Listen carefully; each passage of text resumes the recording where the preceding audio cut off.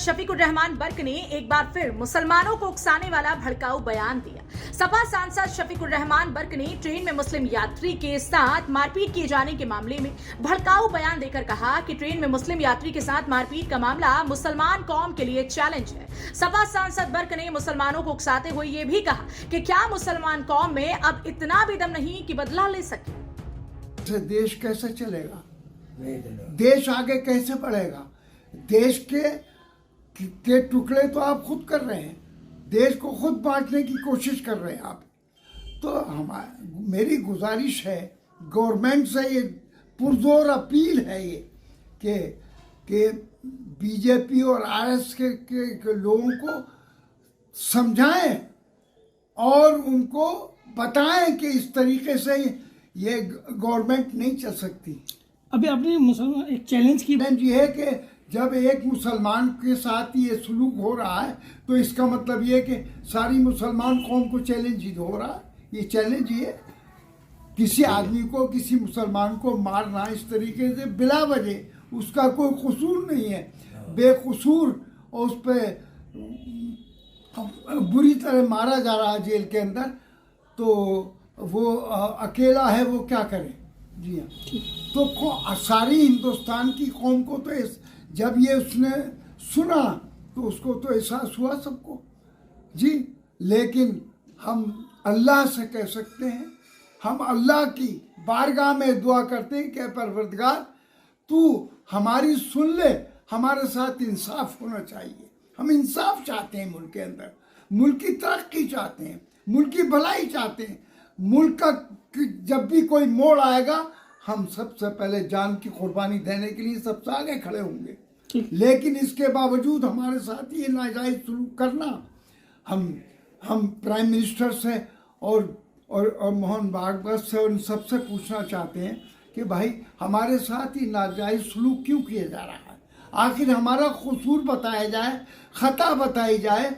हमने जब हिंदुस्तान की आज़ादी का वक्त आया था अंग्रेज़ों से लड़ने का, तो एक मुसलमान आ गया था, सीने पे गोलियां भी खाई उसने, जेलें भी काटी, जेलें भर दी, और सब कुछ उन्होंने झेला और मुसीबतें उठाई।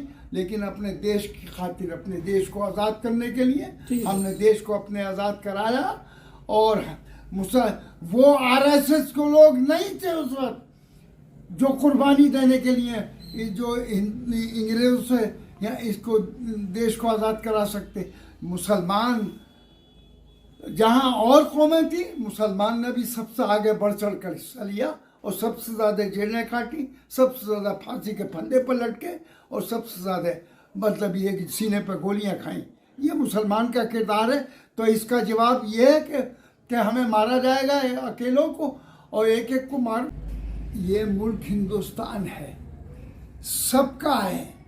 ये गलत है।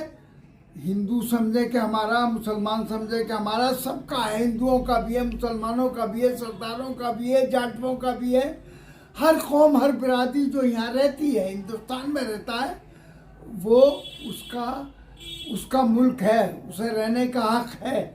लेकिन उसके साथ ये गैर इंसानी सलूक करना, जैसा कि अभी आपने सुनाया, ट्रेन में एक आदमी को, चूँकि दाढ़ी थी उसके, और उसको बेइंतहा मारता हुआ फोटोग्राफी भी हैगी उसकी। ये सारी मुस्लिम कौम को चैलेंज है। अब क्या मुसलमान कौम के अंदर इतनी भी वो नहीं रही है कि वो अपनी उसका बदला ले सके? हम मोदी जी से पूछना चाहते हैं कि इस तरीके से जो लोग गैर इंसानी सलूक कर रहे हैं और मुसलमानों के साथ ही जुल्म और ज़्यादती हो रही है। अभी उसमें छपा है, मतलब ये कि ये ह्यूमन राइट्स का वाच एक कंपनी है, समझ गए ना? तो उसकी उस सारी दुनिया की रिपोर्टें तैयार करती है।